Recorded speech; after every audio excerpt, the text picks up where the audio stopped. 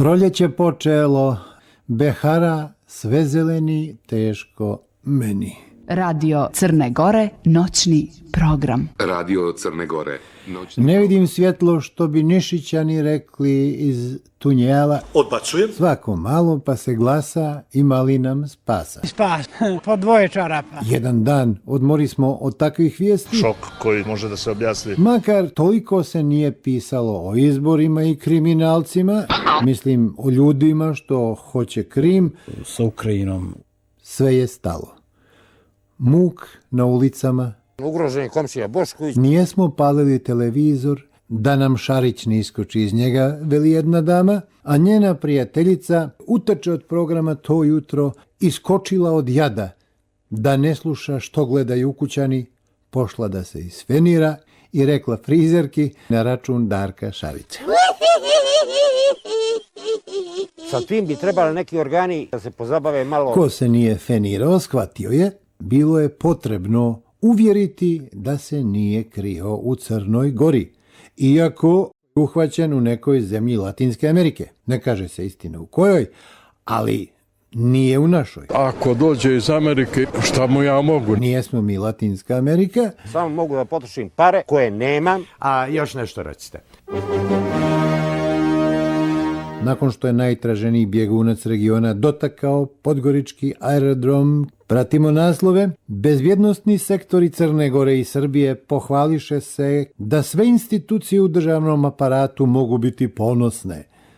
Ako sam dobro razumio, samo što ne rekoše hvala Darku Šariću što postoji. Šteta je za grad, nikome zloupljevima nije nani, ako nije učinio dobro dijelo za omladinu pljevalja, nije niko. Nisu trebali čovjeka da diraju kad ih ima gorije godina. Dobar je on momak bio dok je ovdje bio. On je dosta učinio za ovaj grad. Ja poštujem sve u životu što se dešava i svačiju grešku mogu da oprostim. A ako je ko grešan, a možda i nije. Prođe i to, nakon Šarića opet izbori. Noćni nije za politiku, zato okrećem na šalu. Evo vic, zašto gradonačelnika Podgorice zovu komšija? Zašto? Zato što ima stan u svakoj zgradi. Dakle, vi se smijete. Trebalo ga je pustiti da dovrši, neko će reći i dosruši započeto. Ne mogu snositi odgovornost zbog toga što je to nemoguće bilo predvidjeti i spriječiti. Sad imamo novog kandidata za komšiju. Izražavam zahvalnost i poštovanje. Pošto su kandidati vlasti i SNP-a iz istoga kraja, kolega mi to naziva obračunom zećana. Ja uvijek sa zadovoljstvom dolazim u Zetu. Srećno je bilo.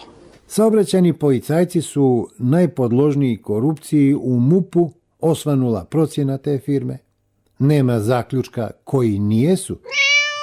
Jesu li obuhvaćeni i ležeći? Nema dilema, ili je izvjesno, ili je sigurno, svejedno.